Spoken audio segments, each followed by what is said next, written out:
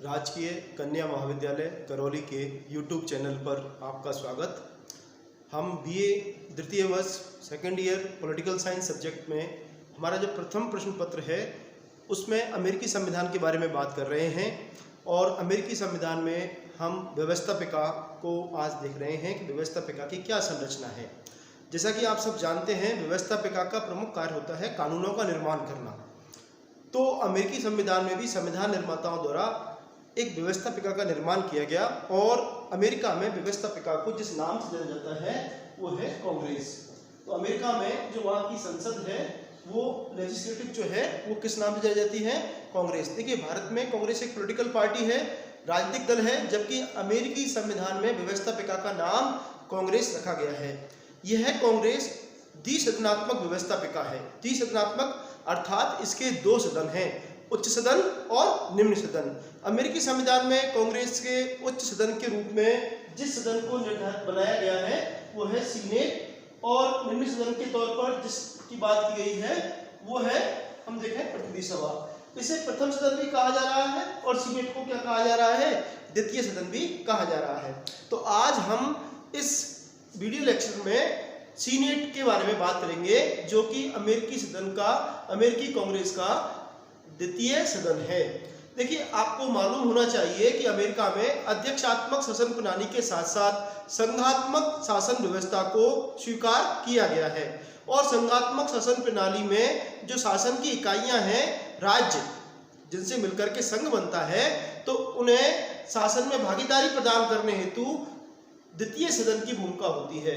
तो अमेरिकी कांग्रेस का ये द्वितीय सदन सीनेट जो है, वो सीनेट बेसिकली किसका सदन है? राज्यों का सदन है, हाउस ऑफ स्टेट्स है, अर्थात इसमें राज्यों को प्रतिनिधित्व प्रदान किया गया है। अमेरिका में 50 राज्य हैं, अमेरिका में 50 राज्य हैं, और इस सीनेट में इन 50 राज्यों को जो प्रतिनिधित्व प्रदान किया गया है, इसके लिए समानता के सिद्धांत को स्वीकार किया गया है। अर्थात प्रत्येक राज्य के लिए, चाहे वो आकार जनसंख्या में कितना ही बड़ा हो अथवा कितना ही छोटा हो, प्रत्येक राज्य के लिए इस सीनेट में 2 सीटें निर्धारित की गई हैं। तो 50 राज्य हैं और प्रत्येक राज्य से 2 सीनेट के सदस्य निर्वाचित होकर के जाते हैं। तो कुल कितने सदस्य हो गए? 100 सदस्य।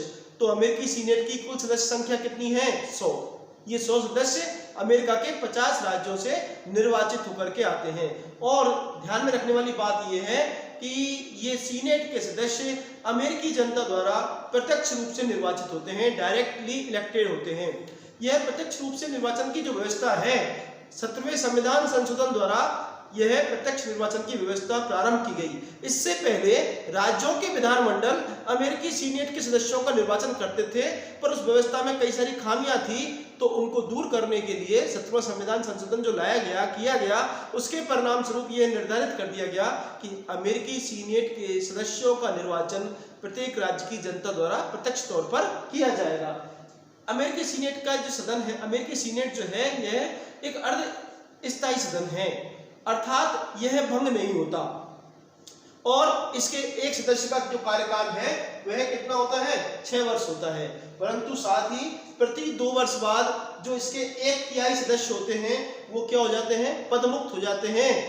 और हम देखें कि यह कभी भंग नहीं होता, तो कार्यकाल भी एक सदस्य का कितना हो गया? 6 वर्ष। और प्रत्येक 2 वर्ष बाद 1/3 सदस्य क्या हो रहे हैं? अपने पद से मुक्त हो रहे हैं, हालांकि वो दोबारा निर्वाचित होकर के आ जाते हैं। तो इस तरह से हम देखें अमेरिकी सीनेट का सदस्य निर्वाचित होने के लिए योग्यताएं क्या हैं।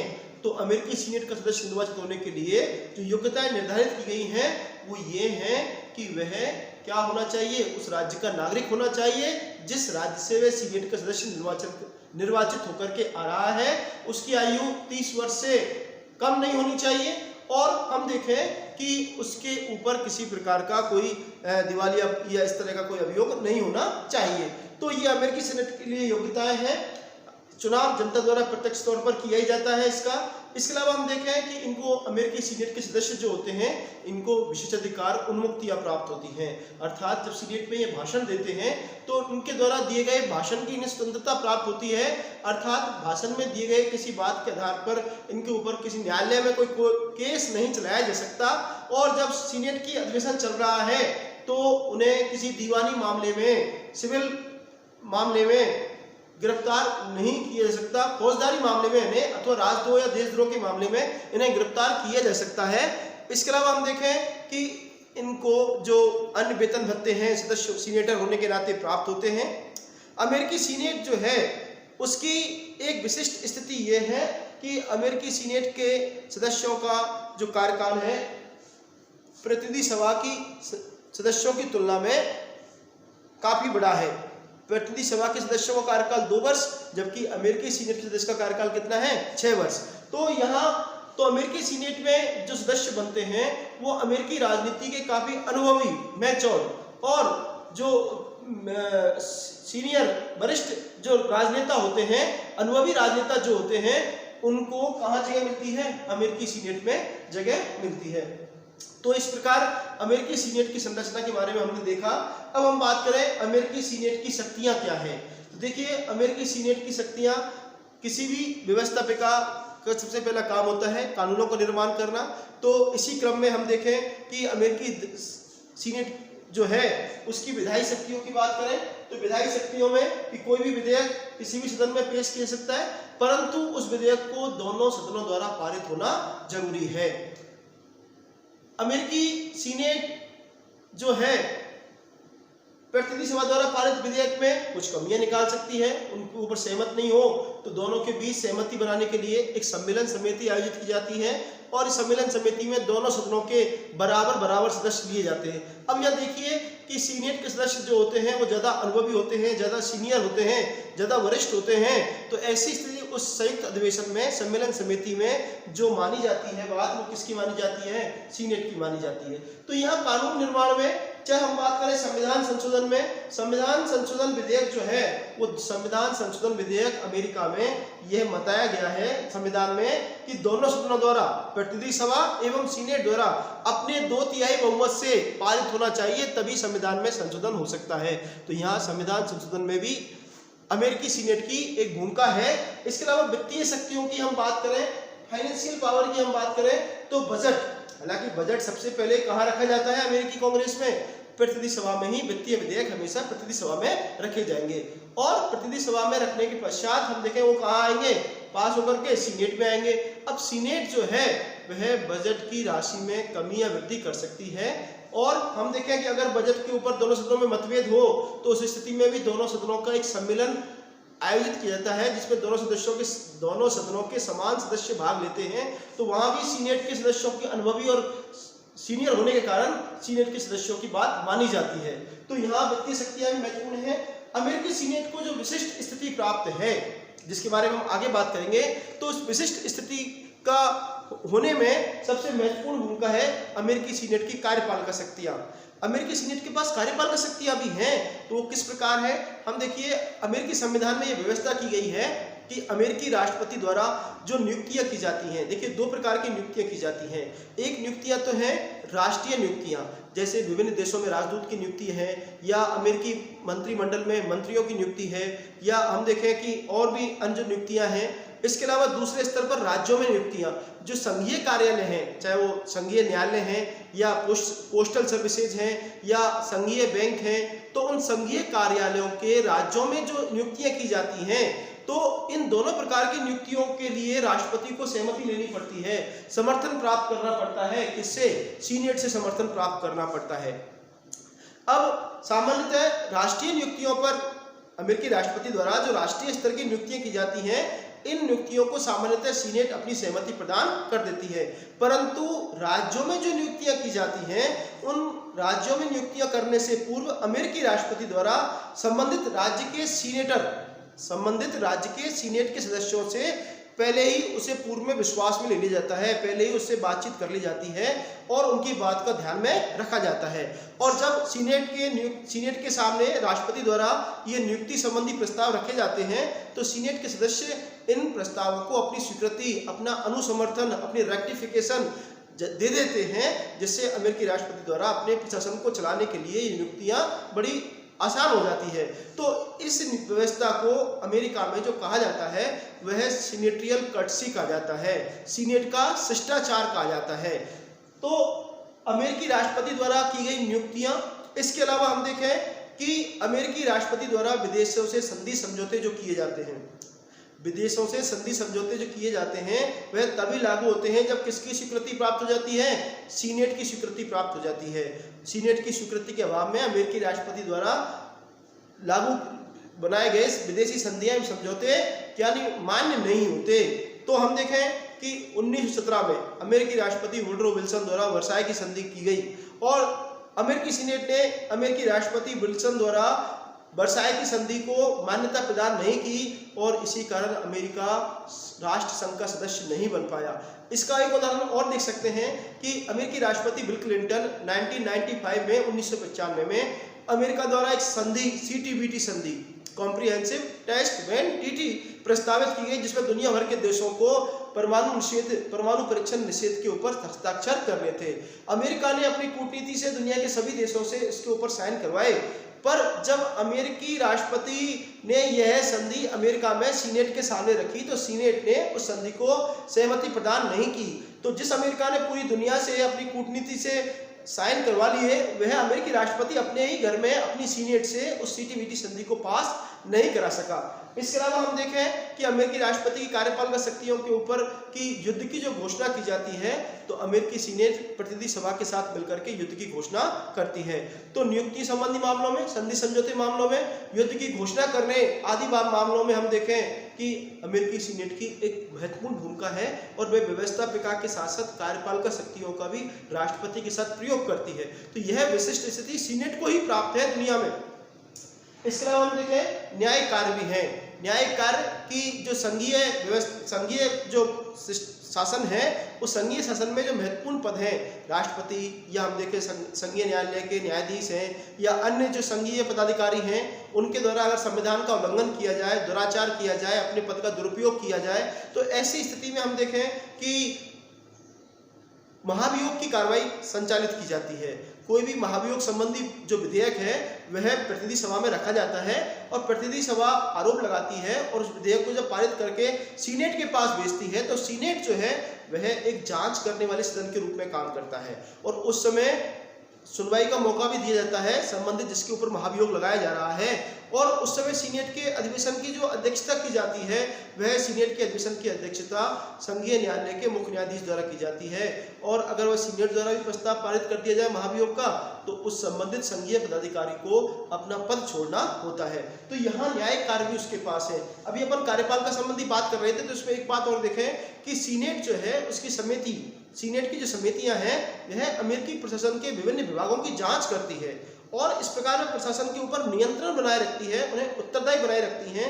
सीनेट की जांच में कई बार कई प्रशासनिक कई भ्रष्टाचार के कांडों को खुलासा हुआ तो इस प्रकार हम देखें यहाँ भी कार्यपालिका शक्तियाँ हमें देखने को मिल रही हैं। सीनेट का जो अध्यक्ष होता है, सीनेट का अध्यक्ष अमेरिकी संविधान में व्यवस्था की गई है कि उपराष्ट्रपति जो होगा वह सीनेट का पदेन अध्यक्ष होगा। अब अमेरिकी उपराष्ट्रपति जनता द्वारा प्रत्यक्ष तौर पर 4 वर्ष के लिए निर्वाचित है तो वह है। इसके अलावा हम देखें कि अगर उपराष्ट्रपति के निर्वाचन में किसी उम्मीदवार को स्पष्ट बहुमत नहीं मिल पाए तो अमेरिकी सीनेट प्रथम 2 जो उम्मीदवार होते हैं उन प्रथम 2 उम्मीदवारों में से अपने अध्यक्ष का निर्वाचन करती है, उपराष्ट्रपति का निर्वाचन करती है। इसके अलावा सीनेट का एक अस्थायी अध्यक्ष होता है, सीनेट में बहुमत दल का नेता होता है, तो ये अन्य पदाधिकारी हैं। अब सीनेट के बारे में कहा जाता है कि साहब इसका महत्व क्या है, व्हाट इज द इम्पोर्टेंस। तो अमेरिकी संविधान में आपको जानकारी होनी चाहिए कि अमेरिकी संविधान निर्माताओं द्वारा शक्ति पृथक्करण के सिद्धांत एवं नियंत्रण और संतुलन के सिद्धांत को स्वीकार किया गया है। इस सिद्धांतों को लागू करते समय हम देखें कि अमेरिकी संविधान निर्माता बड़ी महत्वपूर्ण स्थिति प्रदान करना चाहते थे किसको, सीनेट को, अपनी संघात्मक व्यवस्था को मजबूत करने के लिए और नियंत्रण एवं संतुलन के सिद्धांत को प्रभावी बनाने के लिए, अर्थात व्यवस्थापिका, कार्यपालिका और न्यायपालिका के ऊपर प्रभावी नियंत्रण स्थापित कर सके। इस हेतु सीनेट को पर्याप्त महत्व प्रदान किया गया है और जो शक्तियां सौंपी गई हैं उन शक्तियों से यह बात सिद्ध होती है, पुष्ट होती है कि अमेरिकी संविधान में अमेरिकी सीनेट का एक विशिष्ट महत्व है। किस प्रकार है, जैसे चाहे हम नियुक्तियों संबंधी मामले में देख लें, नियुक्तियों के माध्यम से अमेरिकी राष्ट्रपति के ऊपर नियंत्रण रखती है, अपनी जांच समितियों के माध्यम से कार्यपालिका को उत्तरदायी बनाए रखती है, या हम देखें कि संधियों की वह निर्वाचन अगर उपराष्ट्रपति पद के निर्वाचन में, तो ये इस प्रकार इसका एक प्रतिनिधि सभा की तुलना में एक महत्व है। जो अन्य देशों में प्रथम सदन को जो बात अधिकार प्राप्त होते हैं, वहां अमेरिका में वो अधिकार प्रथम सदन अर्थात प्रतिनिधि सभा को प्राप्त नहीं होकर के किसको प्रदान किए गए हैं, सीनेट को प्रदान किए गए हैं। कहा जाता है कि अमेरिकी सीनेट दुनिया का सबसे शक्तिशाली द्वितीय सदन है।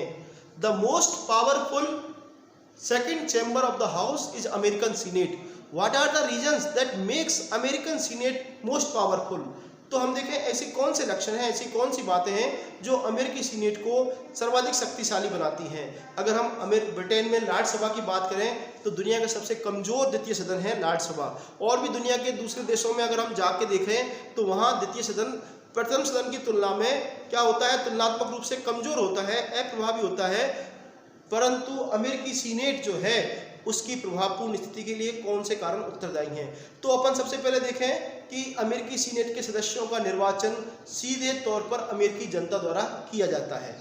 दूसरा, इसका कार्यकाल, इसके सदस्यों का कार्यकाल कितना है, 6 वर्ष, जो कि बहुत ज़्यादा है किसकी तुलना में, अमेरिकी प्रतिनिधि सभा के सदस्यों की तुलना में, जो कोई 2 वर्ष होता है, इसकी तुलना में अमेरिकी सीनेट के सदस्यों का कार्यकाल 6 वर्ष है। इसके अलावा हम देखें कि अमेरिकी सीनेट जो है वह राष्ट्रपति द्वारा की गई कार्यपालक शक्तियों में प्रभावी भूमिका, प्रभावी नियंत्रण रखती है। इसके अलावा वह राष्ट्रपति की जो कार्यपालक शक्तियों में कार्यपालिका को उत्तरदायी बनाए रखने के लिए समितियों द्वारा जो जांच की जाती है उस जांच में महत्वपूर्ण भूमिका होती है। इसके अलावा हम देखें कि राष्ट्रपति के पास कि सीनेट का जो आकार है वह आकार भी काफ़ी प्रभावशाली है। इसका छोटा आकार कि प्रत्येक राज्य से 2 सदस्य लिए जाते हैं तो कुल सदस्य संख्या 100 है, तो यह बड़ी आसानी के साथ अपना काम कर सकती है। अमेरिकी सीनेट को और भी ज़्यादा महत्वपूर्ण बनाने में कि इसके पास जो संवैधानिक संशोधन में इसकी भूमिका है या वित्तीय विधेयक, सामान्य तौर पर दुनिया के दूसरे देशों में वित्तीय विधेयक किसमें प्रथम सदनों की महत्वपूर्ण भूमिका होती है, डिसीजिव भूमिका किसकी होती है, प्रथम सदनों की होती है। परंतु अमेरिका में प्रथम सदन के साथ साथ द्वितीय सदन को भी बजट के पारित होने में समान भूमिका प्रदान की गई है, संविधान संशोधन विधेयक पारित करने में भी समान भूमिका प्रदान की गई है। तो इन सब कारणों के आधार पर हम कह सकते हैं कि अमेरिकी सीनेट जो है उसकी काफ़ी प्रभावी भूमिका है, काफ़ी महत्वपूर्ण स्थिति है और इन के आधार पर हम कह सकते हैं कि अमेरिकी सीनेट दुनिया का सबसे शक्तिशाली सर्वोच्च द्वितीय सदन है। अमेरिकी सीनेट में एक परंपरा हमें देखने को मिलती है, जिस परंपरा का नाम दिया गया फिलिबस्टरिंग। यह बड़ी कुप्रथा के रूप में हमारे सामने आई। और फिलिबस्टरिंग का अर्थ क्या होता है? फिलिबस्टरिंग का शाब्दिक अर्थ होता है भाषण देने की अमर्यादित स्वतंत्रता। भाषण देने की अमर्यादित स्वतंत्रता, अर्थात जब सीनेट के अधिवेशन चलते हैं तो सीनेट के सदस्य जो हैं वह किसी भी विधेयक पर अनलिमिटेड असीमित समय तक बोल सकते हैं। तो कई बार क्या होता है कि अमेरिकी सीनेट के कुछ सदस्य अगर किसी विधेयक को पारित होने से रोकना चाहते हैं तो वे क्या करते हैं कि लंबे लंबे भाषण देना शुरू कर देते हैं और इतने लंबे भाषण देते हैं कि उस सत्र का जो टाइम है वो पूरा हो जाता है और वो विधेयक ही पारित नहीं हो पाता। तो यहाँ ध्यान में रखना होता है कि वो विधेयक इस रूप में पारित किया जाए जिससे अमेरिका के सीनेट के सदस्य सहमत हो। कई बार क्या होता है कि सीनेट के कुछ एक गुट मिल करके यह तय कर लेते हैं कि इस विधेयक को पारित नहीं होने देना है, तो वो क्या करते हैं कि साहब उस विधेयक पर लंबे लंबे भाषण 16 घंटे 18 घंटे 24 घंटे तक वो भाषण देते रहते हैं। उनके ऊपर समय की कोई सीमा नहीं है, कोई नियंत्रण नहीं है, उन्हें रोका नहीं जा सकता बोलने से, तो कई बार वो विधेयक पारित होने से रुक जाते हैं। तो इस फिलिबस्टरिंग की यह प्रथा जो है कई बार बड़ी अड़चनें पैदा कर देती हैं और इस अड़चन को दूर करने के लिए, इस कुप्रथा को समाप्त करने के लिए कई बार सुधार की बात की गई और यह सुधार हम देखें समापन के तौर पर, क्लोजर के तौर पर। अर्थात इसमें क्या होता है कि विधेयक प्रस्तावित करने से पहले ही उस विधेयक के लिए समय सीमा निश्चित कर दी जाती है कि इतने समय के अंदर अंदर इस विधेयक को पारित करना जरूरी है, और या कई बार भाषण की समय सीमा तय कर दी जाती है कि इतनी देर बोलने का मौका दिया जाएगा जिससे समय रहते विधेयक के ऊपर चर्चा हो जाए और वो पारित हो जाए, तो इस तरह जो अड़चन है वो पैदा नहीं हो। तो ये समापन के माध्यम से इस फिलिबस्टरिंग की प्रक्रिया को रोका जा सकता है। धन्यवाद। आप अपनी जिज्ञासा कमेंट बॉक्स में नीचे प्रश्न पूछकर कर सकते हैं। Thank you.